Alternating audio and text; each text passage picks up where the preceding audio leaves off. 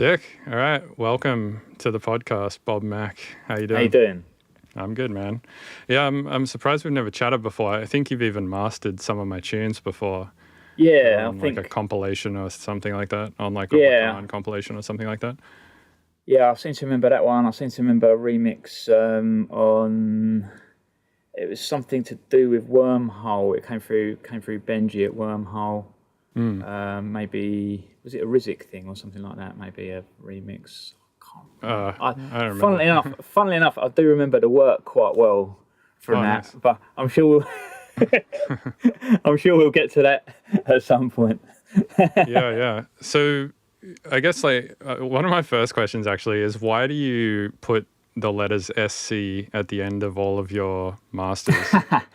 All right. Well, the company name is Subvert Central Mastering, and so that obviously got shortened to SC. Now, Subvert Central is still going. It's an internet forum where myself and a lot of my peers, we all kind of grew up, if you want to put it that way. A lot of, I kind of, in a lot of ways, I grew up in the drum and bass and drum funk scene. I don't know if you know that kind of stuff. Lots of weird drums and break beats, Yeah, lots yeah. and lots and lots of break beats. And there was a beautiful time where there was a lot of us all making, everyone's trying to sort of outdo each other a little bit, and everyone's a whole scene happening, And there was something really great that happened on that forum, and it was kind of out of that I found myself helping people out technically with stuff, because I was an engineer kind of before anything else. And yeah, just from helping people out, it sort of ended up that I was spending more time helping people out than working on my own music. So it's sort of I didn't want to ever forget that that's where I started, and so the company got called that, and now it's Subvert Central Mastering, or SC Mastering. So when I send something out, it's SC Master, and that's that. Mm. And how did you get to like? Because I feel like at this point, like most of my friends send their stuff to you to get mastered. Like, how did it end up that you became the guy who just masters all the bass music? I have got no idea. I've got no idea. I think most. It's funny actually, because I started in that scene, in the drum and bass scene, and that was around the time, probably 2000 and where are we now? 2023. So that would have been 2005, 2006, something like that. And the dubstep was already started, but dubstep was just starting to really gain traction. I'm talking the sort of older, the dubstep from that time, and dubstep forum was quite a big thing, and I was looking for people to engage with and try and build the business and get more work, and I posted one post, arguably, on there. I think it's fair to say that post changed my life. It was just someone asking about if my kick peaks at whatever it is, what should my bass peak at? And they were saying like if I got this at -3 and this at -3, and all I said was that's too loud, because 6 is half or double in audio, So if you've got something at -3 and -3, you're already out of space. So just turn stuff down. That was it. And then people were like, "Oh my god, man, like, what is this? What is this?" And it's sort of, I don't know, it's strange how making such a basic post about just turn stuff down a bit. Wait, so your answer to the question of where should one's bass and sub peak is they should both peak at -6? No, it was a bit like if they both peak at -6, then you're out of space, right? You're at 0 then, assuming Right. everything's in phase, without getting too into the technicalities or whatever. But assuming everything adds up if you're just talking sine waves, then yes, 6 and 6 is 0. So you're already out of space. So I said, do them a little bit lower than that, and then you've got some room for some other stuff. And if you find that stuff's peaking wildly, then something's probably out of control. So give it a little bit of control, and that's it. It was the simplest possible post you can imagine. It seemed to me at the time, but it just blew people's minds on this. But you're never thread. really out of space, right? Like I feel like quite often I'll have my sub and my kick both peaking at like +9, and then I'll just put a clipper on the master, and somehow the space gets created for them to go in there. Yeah. And that, I mean, that's a to a certain extent, that's a perfectly valid approach, but I have reservations about doing things that way, but people do things that way, and so it's not for me ever to tell people how they should do things, but the fact remains that -6 or -6 leaves you at 0. So then you have to use some other way of creating space, be it to either, these days everyone sidechains everything all the time, just everything gets out of the way when it needs to, that kind of thing. Mm-hmm. That's one way around it. That's got its own problems. Yeah, it's like your kick is 0, and then like 30 milliseconds later your sub is 0. And then exactly. Milliseconds later exactly. Yeah, but essentially like everything's on all the time, and that's so sidechaining is obviously people do it better and worse, and some people. It's like 5 milliseconds. So it's just like, everything's on all the time and there's no space for anything. When sidechain is done well, it does create space. Temporarily speaking, it creates space rather than in the y-axis. It creates it in the x-axis, if you want to put it that way. And so it can be done well, but there's, whichever way you do it, sooner or later you're going to run out of space. So it's a case of how do you handle it? So, you could just bash it with clipping. That's one way to get around that problem. Yeah, I mean, as long as you've got enough of a click on the transients of things to where it psychoacoustically makes it feel like there's an impact there of a drum, I think it's fine. I mean, as long as in the end, when it all gets squashed together, it sounds like a kick and a snare and sounds like there's shit happening in there and it gives off the effect of a beat happening, then it's like it's an artistic, creative way of doing it, but it is, but it can work. I mean, sometimes I've opened sessions from people where it's like you listen to the kick on its own and they've just got like Melder's M transient on there, smashing it to the point where the kick is just like not even doesn't have any semblance of bass tail or anything, and then all of that is coming from like some layered thing or whatever. And I don't know, it's interesting looking at some people's sessions when you're like, man, that tune sounds so good, and then you look at how it works and you're like, what the fuck, like how does this sound so good? No, but that's the beauty of it, man. That's the beauty of it, because I can sit here in my ivory tower and pontificate about, oh no, you got to do this, you got to have it at -6 and whatever, but I absolutely, and this is kind of goes back to remembering those Subvert Central days, that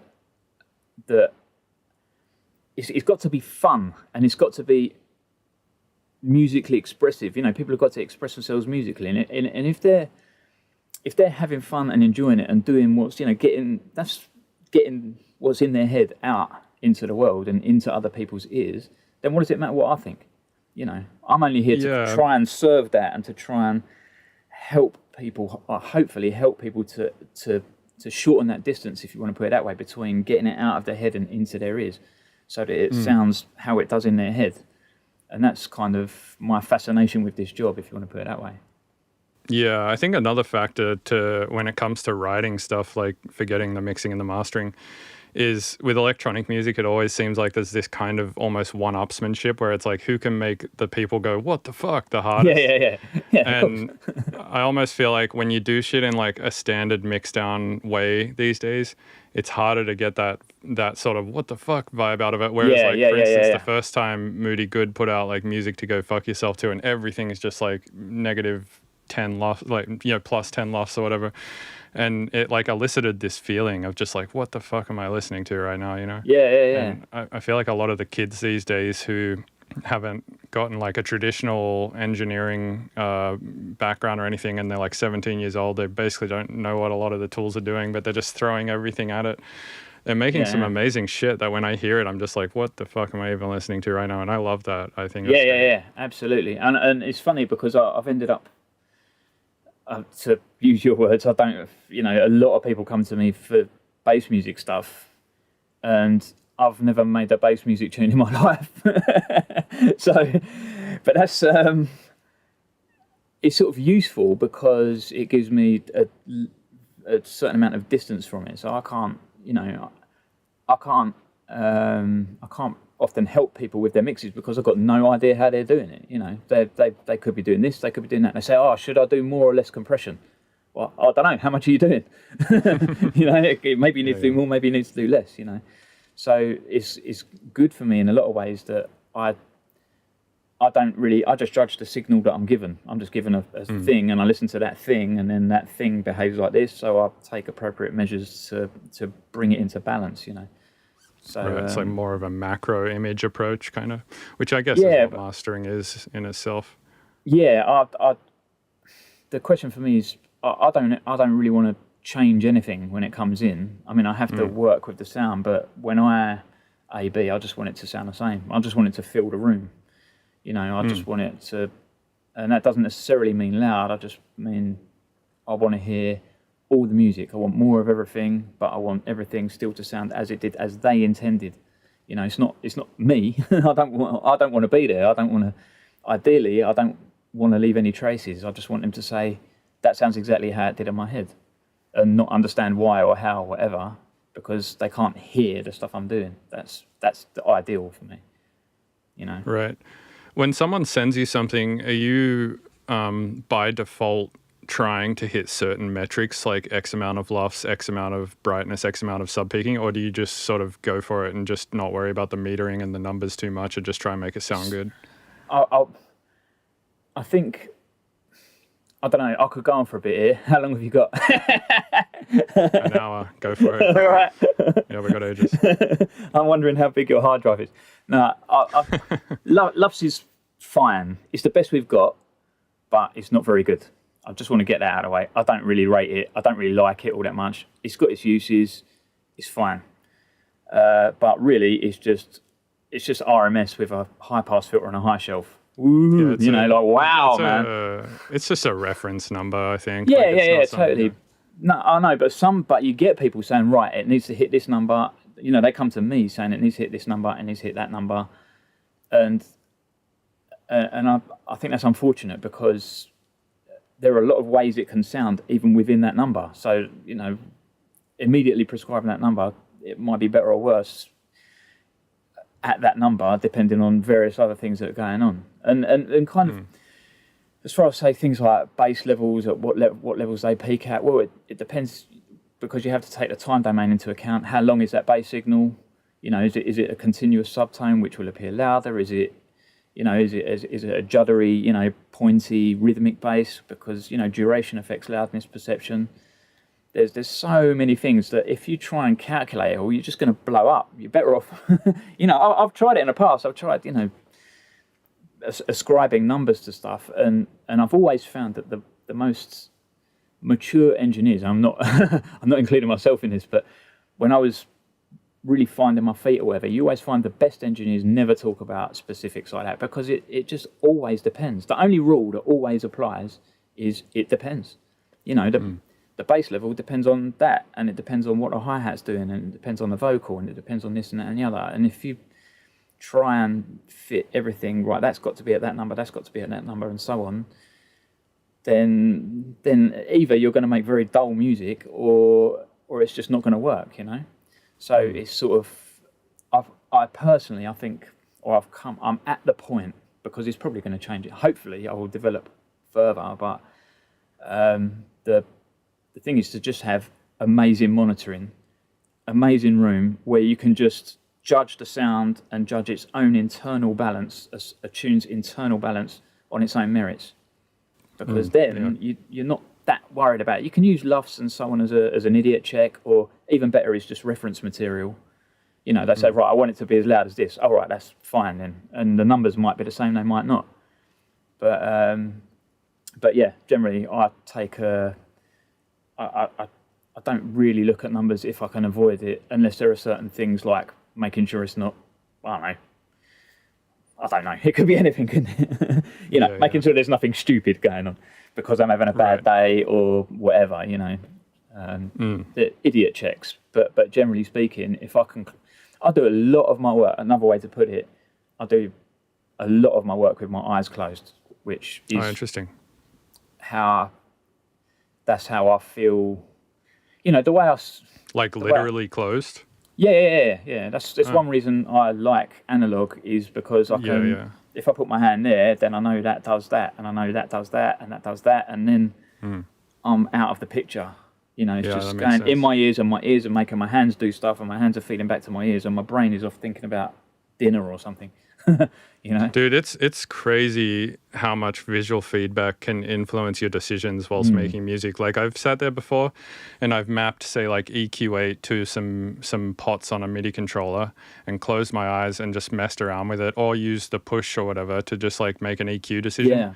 And I'll be like, that sounds pretty good right there. And then I'll open my eyes and it'll be the weirdest looking EQ curve I've ever seen. And I'll be like, there's no fucking way I would have made that EQ curve. I would have thought it was crazy, or that it was like, it didn't make sense, or it was going to introduce too much like phase problems or something.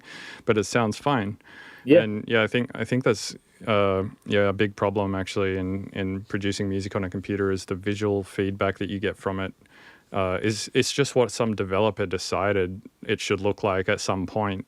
And then it influences your decisions massively. Yes, very much so. I think there's two things there. One is that the other day I almost had a fire in here because one of my units, the regulator, decided to give up and there's smoke pouring out of my desk. So that was fun. But anyway, so after I'd stopped crying, I had to run some tests, and I'd left a lot of stuff in the chain, and I ran Plugin Doctor. You know Plugin Doctor? Yeah, I just ran Plugin Doctor. Yeah, through the chain just to make sure all the levels were right and everything was as it should be. And I was like, man, I'd left it all patched in from the last tune. I was like, look at the state of that, the EQ curve, like you're saying, was all over the place. But it was definitely right for that tune, But yeah. But if I'd have been looking at that, I would have thought, nah, man. Dude, same thing. Like, there's a specific EQ that I love to use on vocals. It's called CEQ by Sound Toys. Right. And the way that it boosts highs on vocals, in my opinion, just gives them this like really nice shimmer that just sounds really good. And I've just been doing this for like 6-7 months, and then I was like, I wonder what it looks like. So I put it in Plugin Doctor, and it's this giant peak with this like big tail ass like high shelf thing on it. And I was like, I wonder if I just like do that same looking curve in EQ8 if it will sound basically the same. And it did. It sounded basically the same. I was like, all right. So it's not actually the EQ at all. It's just the curve that it's producing. Yeah, I guess like an EQ is an EQ. It literally just pushes gain at certain frequencies, or it doesn't, or it cuts them, It depends. It depends on a lot of 90% of it is the curve shape, and then whatever other coloring they decide to add to it. But that's minimal. Yeah, but then partly like I'm a big fan of passive EQ. Like, I mean, actual passive EQ, because the inductors used make a difference to the sound in terms of how they behave in the time domain, hysteresis and all that stuff. So in the analog world, and I don't know, I'm sure there are plugins that do this, but I'm just used to using this stuff. It sounds like what I want things to sound like in my head. But a high boost with, say, my Porter Grinder active EQ, the high shelf with that, and not just because of the shape. I've tried matching stuff like that compared to, say, I've got a fully passive thing from this German company, 51 dB audio, and the height is just completely different. It's just, there's something about the way those components work and the gain stages used or not used in the passive EQ and so on. All that stuff kind of makes a difference. And the reason I mention this is, kicking my stand around. The reason I mention this is not to pontificate about analog gear or whatever. It's just the simplicity of knowing I like that sound on that thing, so I'm going to use that, and not having to recreate some complex curve. You just grab that CEQ, turn it up, sounds wicked, done. If I need snappy, tight, high end, I'll just go for the Porter Grinder. If I need it to be just soft and probably the most beautiful thing I've ever heard, the high shelf on that 51 dB thing is just beauty, but it's a whole different thing. They're just different. But I don't have to think about that stuff. I just reach for that one. I just reach for that one. And that decision's made, and I'm on to the next thing. So yeah, no, I agree with you. I think a lot of the time hardware is not necessarily about the fact that it can do things that you can't in other domains like digital or other pieces of hardware or something. It's just that to do those certain things wouldn't occur to you on the other platform because it'd take ages. It would take ages, or it just wouldn't even occur to you because the curve would look too weird, or it's not set up to specifically intuitively make you do that or whatever. Yeah, exactly. I'm curious though, what kind of speakers are you running in your studio? Key 3 BXT. Oh, no way. I'm running the Key 3s in here too. I don't have the BXTs though. I wish. Get them. Do they make a big difference? Yes, I have to say they do. There's a very long story here. Is it the my main question is the biggest difference they make the amount of headroom you get, or does it actually like represent the sub a lot better? Both. The harmonic distortion in the low end, crossover region and below, having done many tests, I'm a nerd, man, having measured all of it a million times, the THD is disgustingly low with the BXT, and that shouldn't be allowed, to have distortion that low. I can't remember the numbers off the top of my head, but I've got them all saved somewhere. But, yeah, because I do notice that the distortion that comes out of these, if you push them a little bit, is kind of fucked. And they definitely have a lot less headroom than my last speakers, which were the Barefoot MM27s. Right, okay, So I've considered getting them specifically just to have more headroom, but it's a lot of thousands of dollars just for a little bit more. It is a lot of money. I was quite fortunate to just speak to someone on the right day where there happened to be some ex-demo ones knocking around. So, I was very lucky to get them at a reasonable price. But they were actually quite difficult to integrate into my room because a lot of the purported benefits of them are that they negate the floor bounce to a large degree, whereas in my room they actually made it worse. So I've had to install a lot of floor trapping. Did you get a big spike at about 30 and some big dips at 70 and 130? Or was that a different problem? Well, no, the main dip around, the typical floor bounce dip, I forget exactly when, 140 odd, I think, in my room at my listening distance.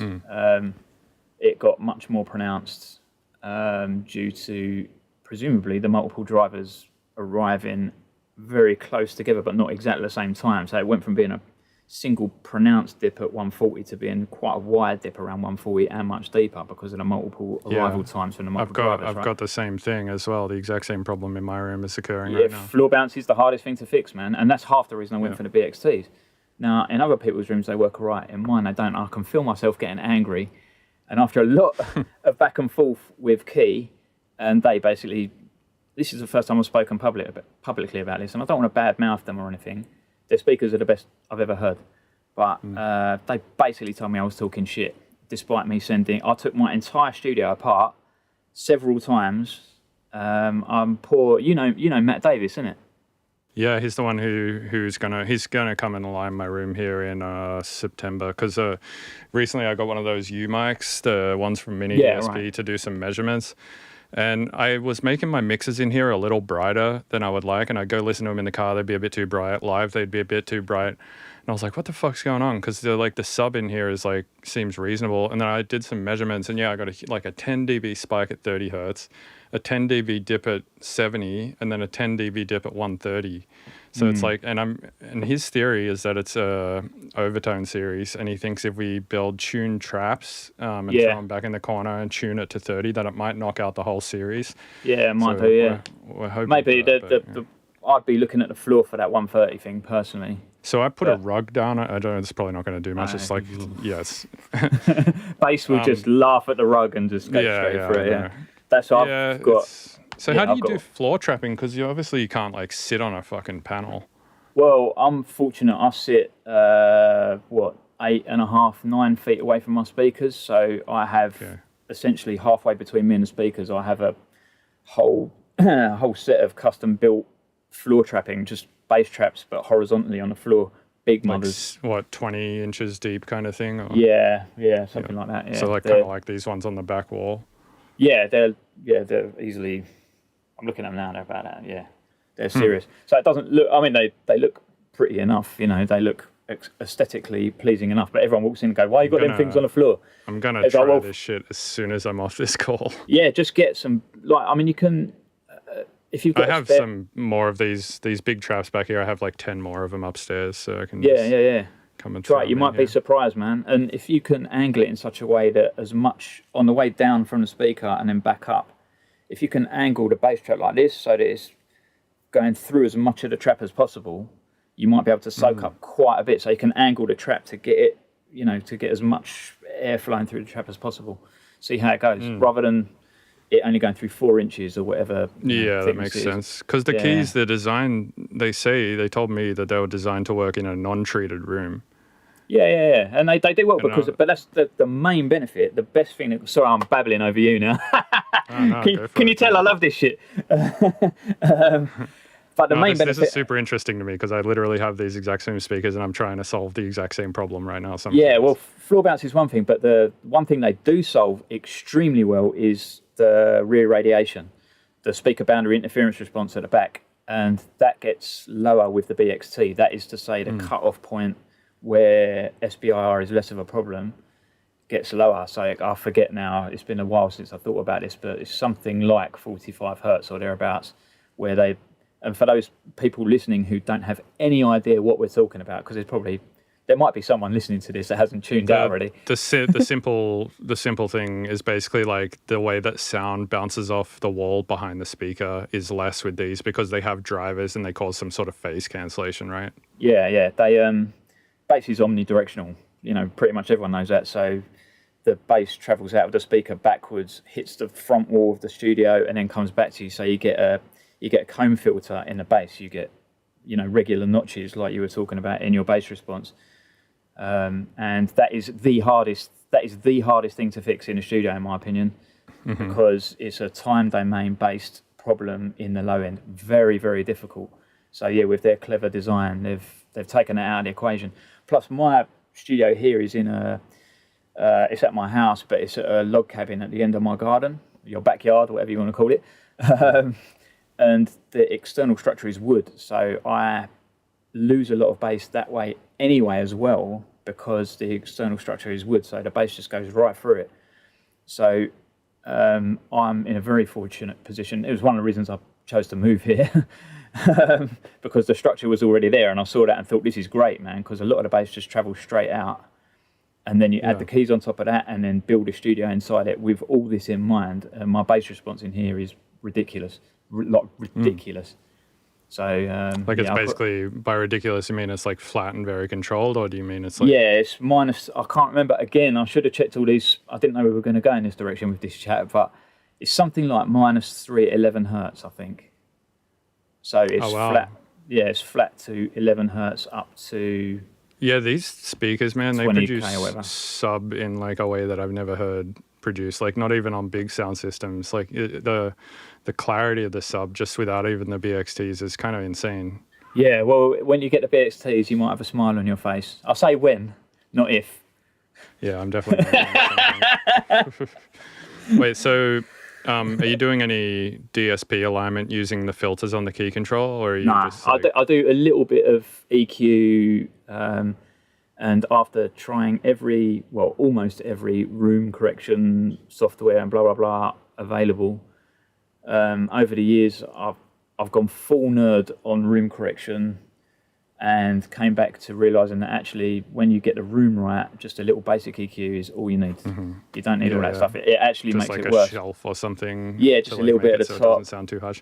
I think and I like to feel bass. So I have a bit of a bass lift, and then when it goes out, it's balanced. I just like bass. Yeah, I've done the same thing in past studios, because like a completely flat room actually sounds like shit. Yeah, it sounds boring, like it sounds like it's kind of sounds harsh. Doesn't sound right. So quite often, especially for writing rooms like this one, I try to get it like almost flat and then put a shelf basically, so there's less highs, more lows. Yeah. I have a little lift right at the top, but generally, actually, I was quite interested. This is so dull. I can't even believe I'm even. I thought this was something I only thought about and no one else ever cared. But actually, I did. There's a house curve. I forget the name of it now. But when I overlaid that on my final response, and it's like, actually, I've ended up pretty similar to. They did a whole raft of research, didn't they, back in whenever that was, 60s or 70s, about the preferred listening curve for a wide variety thing or whatever. No, not Fletcher, not sensitivity it is, but people's preferred EQ in a room, and they took an average of the preferred curve, the house curve for all these people, and it ended up that mine was actually really close to that. When I thought I was such an exception or whatever, it turns out I'm the same as everyone else. Yeah, fair. So yeah. And are you doing this little lift with something like EQ, APO, and like Pro Q or something, or are you doing it with the actual key filters? I did it with the key filters, but it just got to be a bit annoying if I wanted to change it. So I just do it with DMG Equilibrium, which is my preferred digital EQ. So yeah, dead simple. That's the one by who's it by? DMG. DMG, yeah, that's the one. Yeah, a lot of mastering engineers like that one. Matt Davis likes that one too. I don't know, man. I've used it a bit. What do you think of Kirchhoff EQ? Have you used that one a bit yet? Or? Yeah, I use it a bit. It's a bit buggy on my system. It's quite annoying actually. But I think it's a sort of it's a nice intermediate step between something like Equilibrium and Pro Q. For people that like Pro Q, you'll like Kirchhoff because it's, you know, it's basically it's a rip-off. Let's be honest, but it's a better sounding rip-off. I think it sounds better. I honestly think it sounds the same, but like my preference with it is that the dynamics are a lot better. Like you can set it to say like when it goes below a certain amount to do this, and when it goes above a certain amount to do this. So you can really get like a certain area of the mix to just stay there and not move at all if you want. Yeah, exactly. Which is actually kind of hard to. Or very often move more. Yeah. But for that stuff, in fact, I think that's probably why I think it sounds better, because I've not run any tests or anything. But I like that stuff about it. I do like the dynamic expansion, and I find that a lot. It's the dynamic expansion in Pro Q is pretty well done considering how automatic it is. You know, it's really no-brainer, isn't it? You know, the stuff in Pro Q is it listens quite well to transients. So if you cut and then put it back when the drums hit, you know, you can get things feeling more dynamic and so on. And it does that quite well, but you can do that much better with Kirchhoff. You can get that a little bit more nerdy. But above that is DMG Multiplicity, which is superior to all of them, in my opinion. Oh, interesting. Yeah, if you want to get nerdy, go and spend some time with Multiplicity, man. That's the one.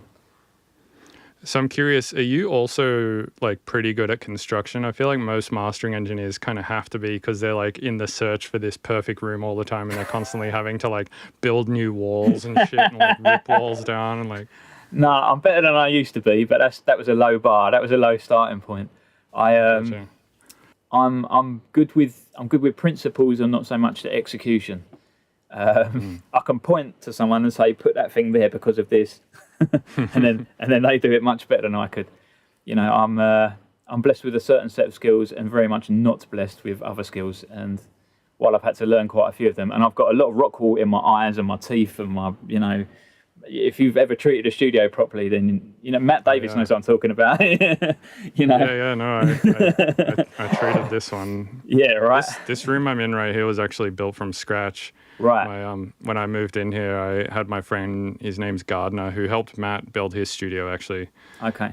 He built this one from scratch, which was really nice. So in all of the walls is just like stuffed with rock wool, and then it's obviously also got treatment all over it as well.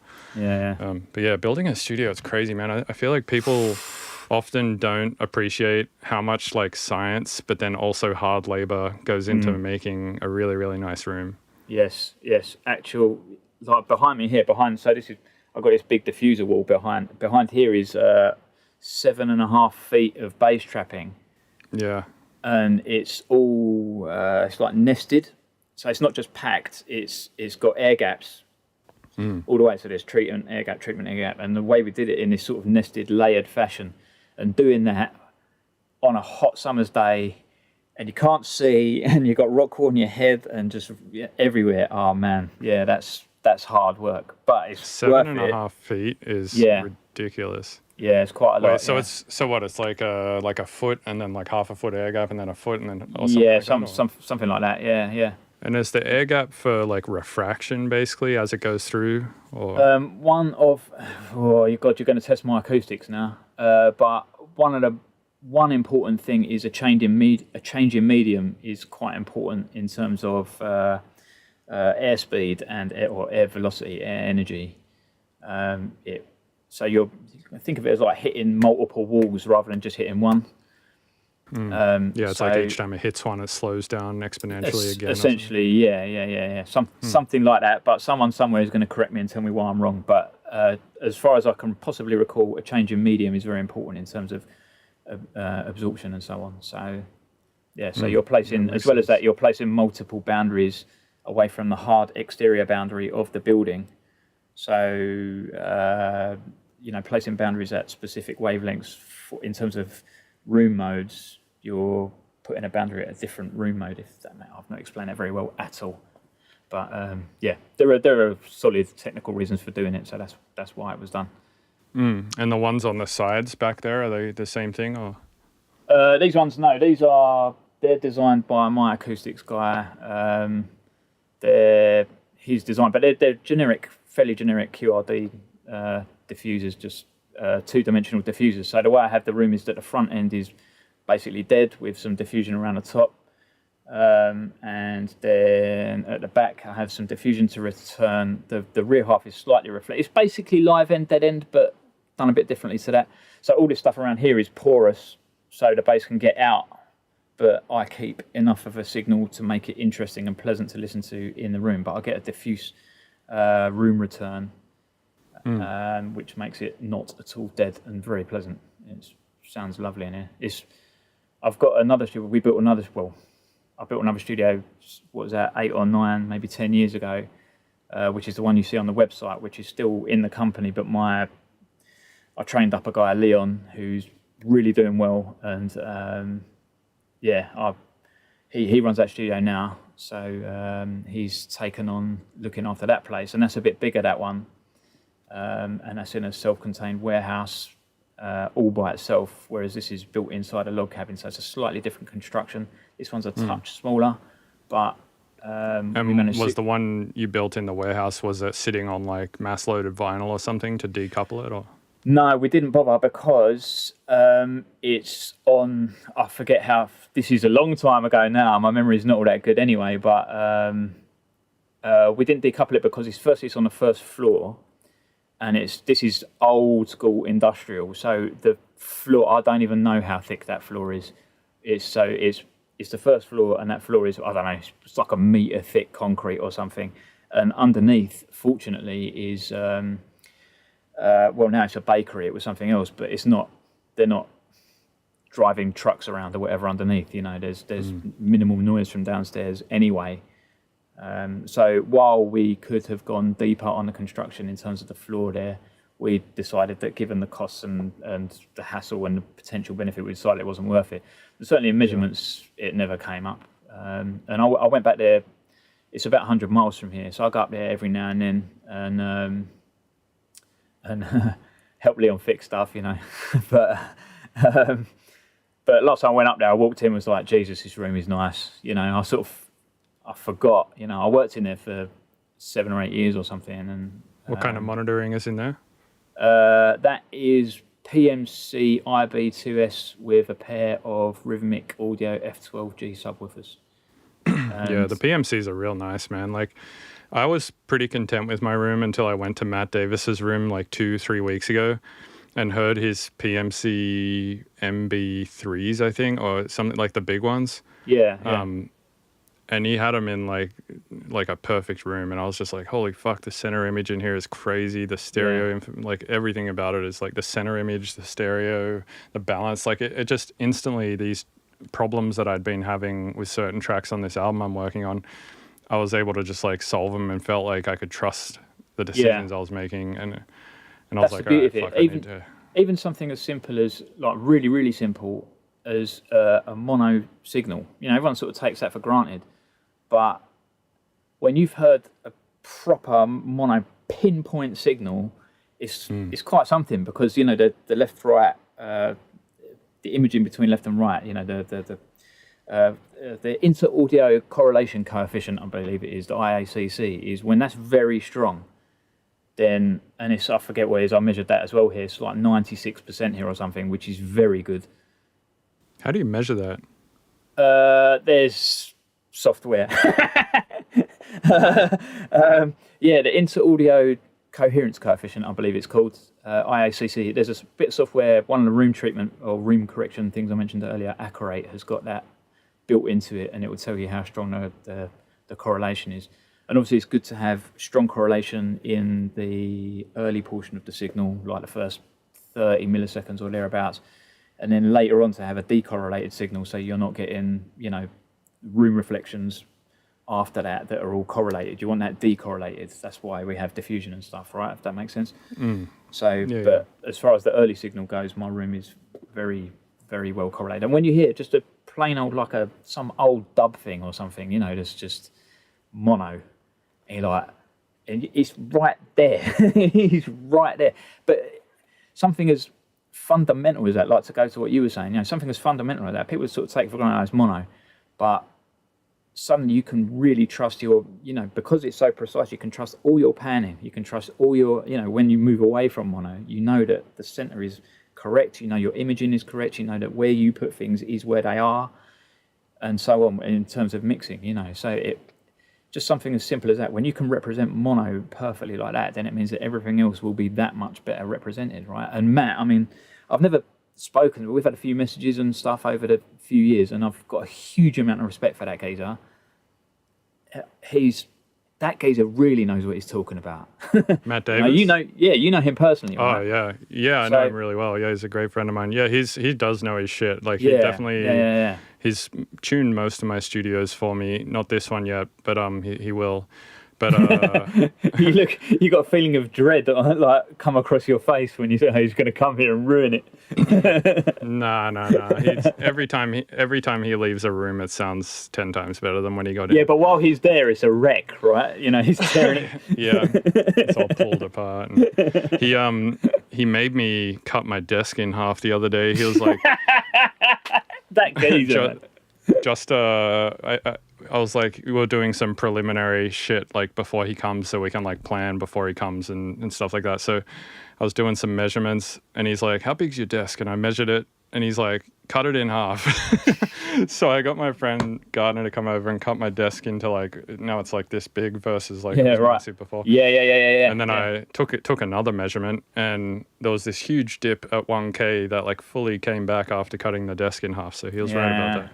Yeah. But yeah, I've thought about not doing the same exactly, but the desk I use here is they're a company called Session Desk, and they make a series of desks where you can basically make it one wide, or you can buy a couple of bits, take it apart and put it back together to make it 2 wide, or make it 3 wide. It's all like modular basically.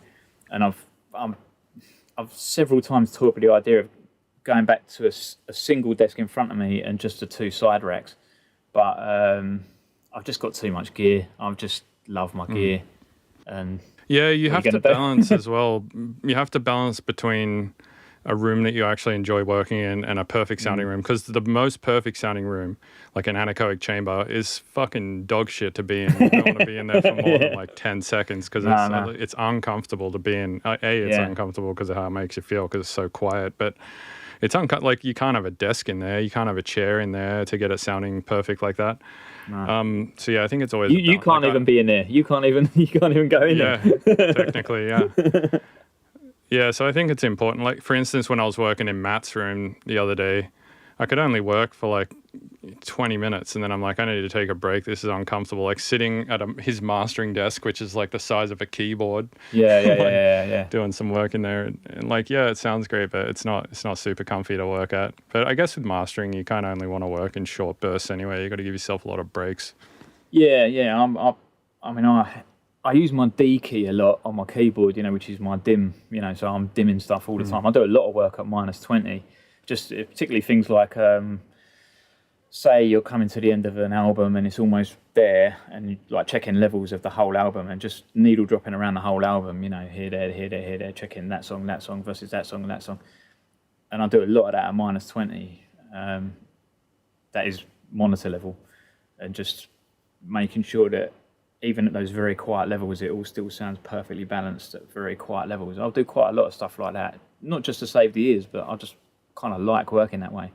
And one thing about the keys actually is that they behave very well in terms of working quietly versus loud. They don't, you know, when I turn it back up, it still sounds the same, just louder. Do you know what I mean? Whereas with some speakers, I've had reservations about that. Whether they're true or not, I don't know, but. It's funny. No, I agree with you. I think the keys definitely represent stuff quietly, and I do the exact same thing. If I'm trying to find a balance between stuff, like turn it right down, especially with vocals. I'll turn everything right down to where you can just hear the vocal, and then when you turn it down, like it's the last thing to disappear, and as you turn it up, it's the first thing to appear. It's a good way, I think, to get to make sure your vocal is like just above everything else. Yeah, exactly. Yeah, Really Fletcher hard to Munson, man, tell. using the Fletcher Munson to your advantage, isn't it? You know, that's Exactly. Yeah. That's where nerdy stuff can be helpful. I don't know. I find myself, I'm always I'm interested. I still can't figure out if I'm a scientist. I mean, I'm a scientist by background, but it's funny. I measure everything, and I'm highly technical and all that stuff. But I've spent most of my time trying to forget that shit and just work, you know, and just and be musical about stuff. You know, it's an interesting. Electronic music is specifically a balance between those two things, right? Because it in essence is a technical thing. You're basically trying to wrangle a computer to do things to generate emotion, and exactly. And so you kind of have to go between the two, I think. And I feel like you get a lot better at that after you've just been doing this shit for like 10, 20 years, because then it's like the technology is just, you know how it all works. You're not thinking about it too hard, and you can just try and concentrate more on the actual vibe and stuff like that. Yeah, exactly.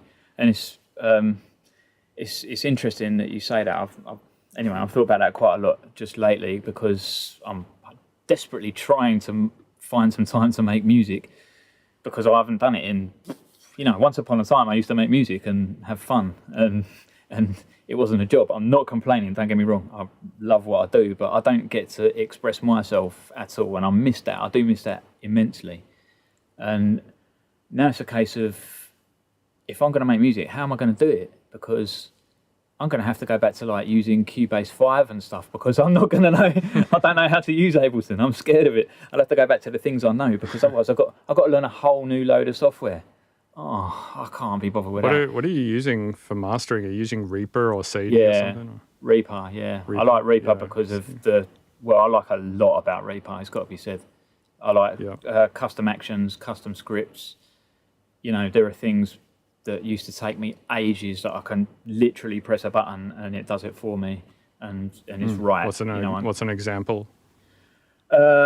Say copying automation for something. I automate almost every tune, virtually every tune that is here, you know, to make sure that, just say basic volume automation, to make sure that there's one thing I hate is when breakdowns are louder than the drops. What's all that about? You know, what is it? If you just, I'm saying some geezer, so just sit on your hands and press play at the start and let the tune play through and let it drop, and be honest with yourself. Does it all get quieter? You're probably compressing too much, you know, or you can compensate. Anyway, that's my rant over.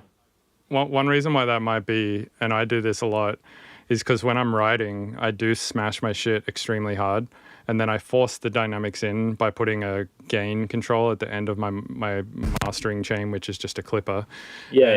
I turn the breakdowns down by like 2 or 3 dB, and then right before the drop, I have it automate down like another 6 dB. And when it drops, it seems extremely loud.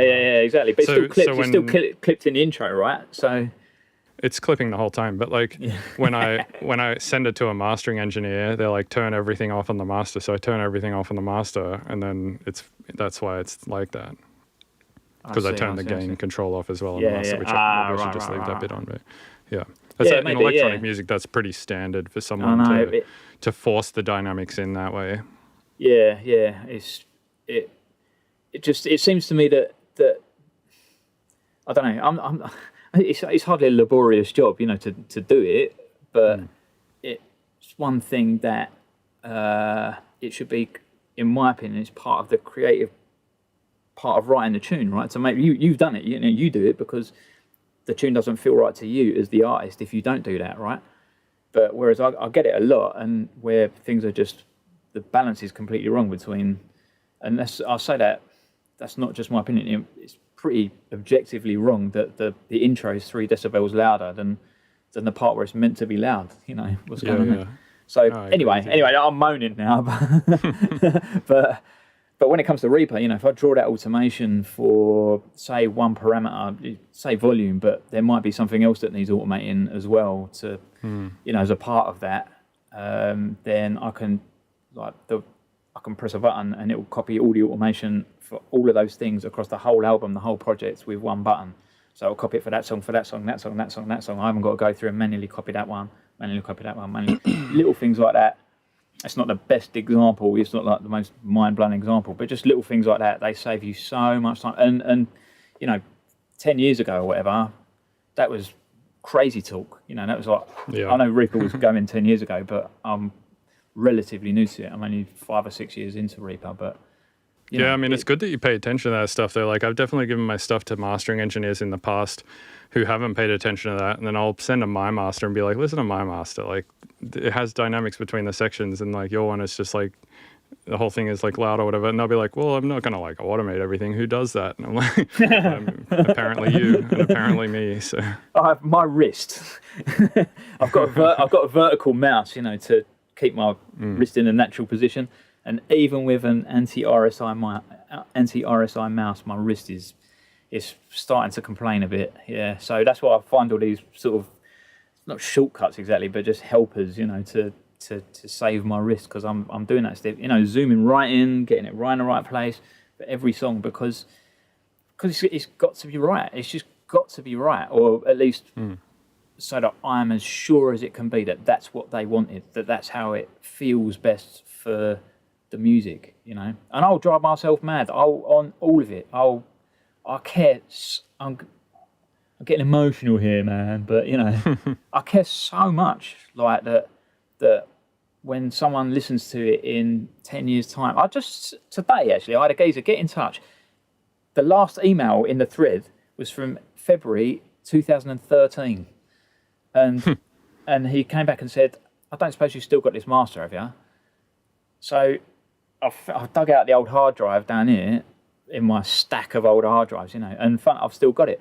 So I thought, it's always anyone who's worked in this game a long time. If you hear something from 10 years ago, it's like, oh shit, man, this is not going to be pretty. But it sounded great. It sounded really nice, and I was so pleased, because there's probably things that, not just my work, but musicians that listen to stuff from 10 years ago and think, oh dear Christ, what was I doing? And not just musically, but also sonically, like I think of the 80s. Which track was it?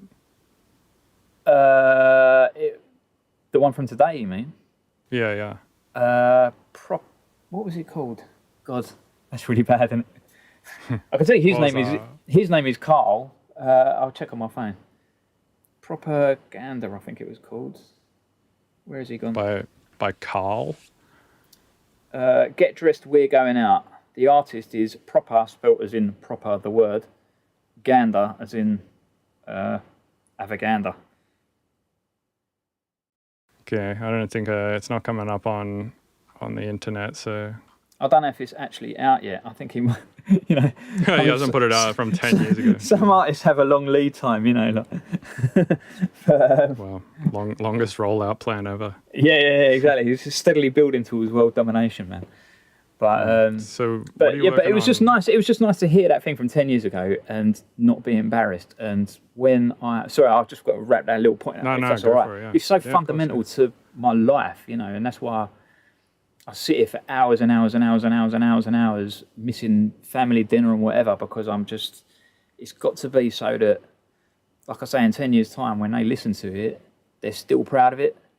They still think, I'm glad we took that time, or I'm glad I used that guy, or I'm glad I made those decisions, and all that kind of stuff. Like when you listen to 80s music and it's just gated reverb and like really bright gated reverb, and I don't know, maybe they're just listening going, oh God, what were we thinking?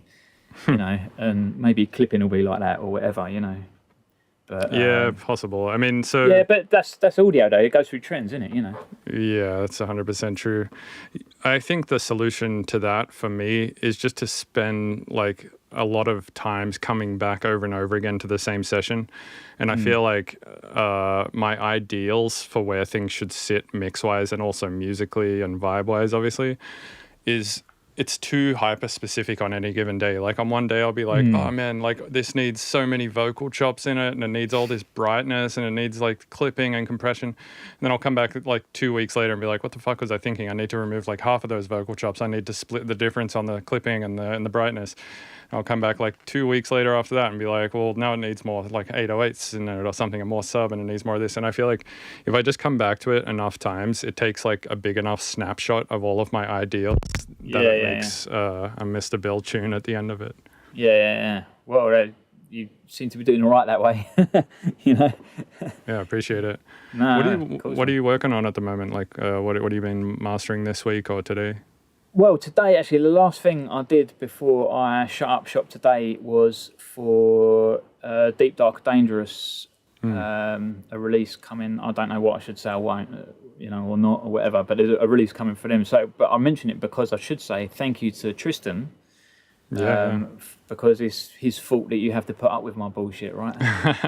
Yeah, no, as soon as he mentioned it, I was like, my first thought was that I should talk to you, because I know about you through your mastering work, and one of the reasons your name comes up for me a lot is because I use Soothe on like everything, and you have a preset in there that makes me laugh. It's like a DS, but the preset name is just like DS, and that's that. Yeah. And I was like, I use that every now and then as well. Actually, that one. Yeah. It's, I don't know. The preset names can be. I try and have fun with them when I get to do them. Totally. Like the ones in Tone Projects, Kelvin. I've got a bit. He told me he had to edit a few of them. Let's put it that way. But I don't know if you know that plugin, Tone Projects, Kelvin. No, by Kelvin. Yeah, Saturator. Tone Projects by Kelvin. I don't think I do. Other way around. It's Kelvin Tone company. But yeah, it's I don't really use a lot of saturators, but it's truly excellent. You must be aware of the Unisum, their compressor. By Tone Projects? Yeah. I never heard of this company before, actually. Oh, Basslane. I know Basslane. Yeah. Basslane's pretty cool. Yeah. Yeah. They're making some of the nicest sounding things out there, if you ask me. Yeah, Basslane is solid. I tried it out the other day, and I was kind of impressed with it. Yeah. Yes, it's tremendous. It's just about. I mean, something everyone does is mono the low end. You have to mono the low end, maybe, but.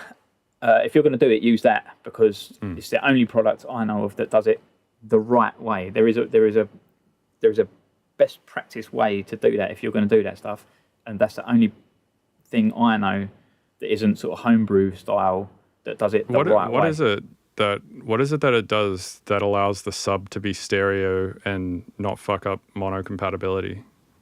When it comes to adding stuff, you mean, or do you?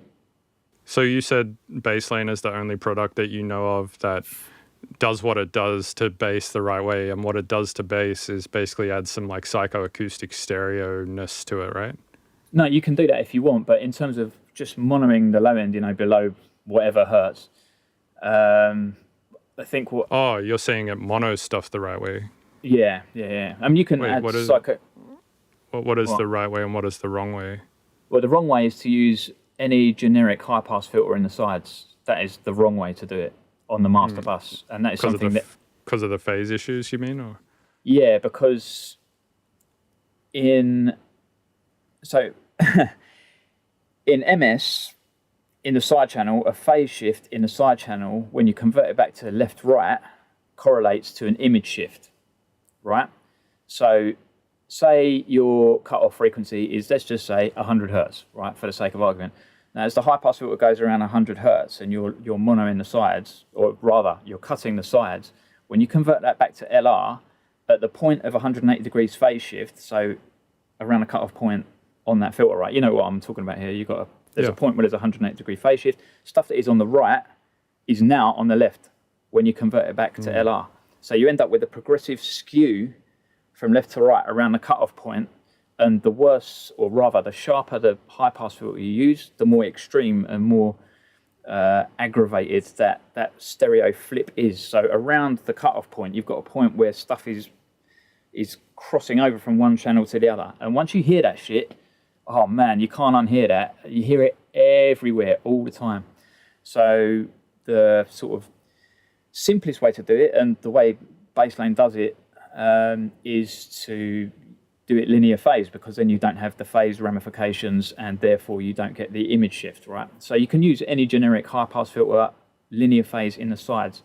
That works perfectly well. So you can homebrew it and do it the right way.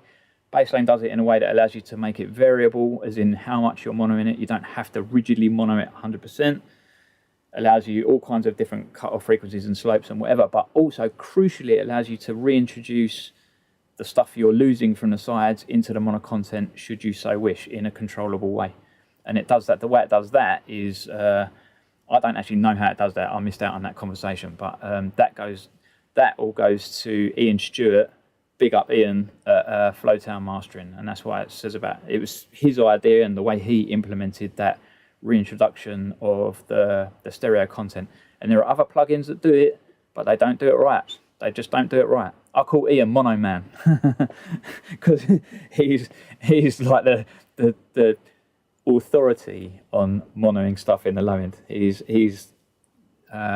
really knows what he's talking about there, and the way it recovers stereo information is the only plugin I know that does it right. And there are a few others trying to do it now, but they didn't pass the Mono Man test. So, yeah. Fair enough. Anyway, sorry, that was a right babble. Sorry, God, is that not really boring? No, I find it interesting, and I think there'll be people who find this interesting. Yeah. Go and get Baselane. The geezer deserves your support. I have it. Yeah, I think it's great. Have you fucked around with Atmos much? No, I can't afford to, and it's expensive. My inkling is that it will come and go. I could well be wrong, but it's just not really something I'm that interested in mastering personally. I don't know. Perhaps I'll change in the future, but I'm sort of taking my work in a different direction in terms of for largely romantic reasons. I'll be cutting vinyl quite soon. So. Oh, cool! You're going to start a vinyl pressing plant, or are you just going to be mastering for vinyl? Just cutting records. When I go back to my earliest days, putting out music and. Wait, when you say cutting a record, you mean physically cutting the record? Yeah, cutting the lacquers. Yeah, the master, the original blank master that goes to get. I just kicked my cat. Shit, dude, she's got a lizard. Oh man, do you need to go and sort that out? No, she'll sort it out. Yeah, you'll find it in about 5 hours' time. Yeah. Yeah, maybe in her litter box in a chunk of her shit. She's definitely gonna eat that fucking thing. Oh, yep, I think she's eating it. Yep. Yeah, there you go. Sorted. Problem gone. Yeah. But yeah, anyway, I'm going in that direction, which is probably daft and purely, like I say, for romantic reasons. But I got into this because. I was engineering, and then I was going to mastering sessions for my music, and sitting there and seeing Bo Thomas, who's now at 1087 Mastering, who I couldn't not give him a big up on something like this. I owe that geezer a lot. Seeing him cut records. What it was actually, one of these sessions was, I remember I was cutting one of my tunes called Way of the Small Thought, and there's this ride cymbal in that tune which is just really. And I remember being there, and he was just working, and we were chatting, and he's just doing the mastering. I didn't really know much about it at the time, except the speakers were great, And he said, there's that ride cymbal, whatever it is, 6 kilohertz or something. And I just said to him, how do you know that's 6 kilohertz? And he went, well, when you do something every day, you just know, don't you? I thought, I want that shit. I want that. I want to do that every day so that I know that's 6 kilohertz, And I remember that had a profound effect on me. And that was like, why am I not doing this? This is what I should be doing, And so, fast forward all these years later, that was probably, 2004, 2005, something like that. And fast forward, and now I'm here, and I'm coming back around. So now I want to do that. I don't know, there's something beautiful about vinyl, whether whether there's a future in it or not, I don't know, but there's still something. There's a lot of cancerous materials in it, I know that. Yeah, well. Polyvinyl chloride, not very good for you. No, it's Make not sure the you best, wear a mask while you do it. Well, there's a Hoover, a vacuum that takes all the chip away, so you haven't got to worry about that, hopefully. So I'm getting I'd still wear a mask, just in case. Yeah. I'll keep that in mind, thank you. Have you watched Ben Jordan's video on vinyl? No. Oh, send me a link, man. Yeah. Well, yeah. Sick. Well, hey, man, it was really nice chatting with you. I think there's someone at my front door, so I got to go get it. All right, cool. Yeah, so I hope I haven't babbled too much. I feel like there's a million things we could have talked about and stuff, but... No, not at all. I definitely think that this is like exactly what I was expecting, like a very technical kind of talk. It's generally the case when I chat with like someone who does mastering or acoustics. Yeah. Well, I hope it wasn't too boring for anyone listening. I hope they made it through. Yeah, I'm sure they did. All right, cool. Bill, right. Nice one, man. Nice one. What can I say? Thank you ever so much for having me on, man. I appreciate it. Yeah, of course, man. Well, I appreciate you taking the time, and yeah, have a good evening/day. All right, you too. Take care, man.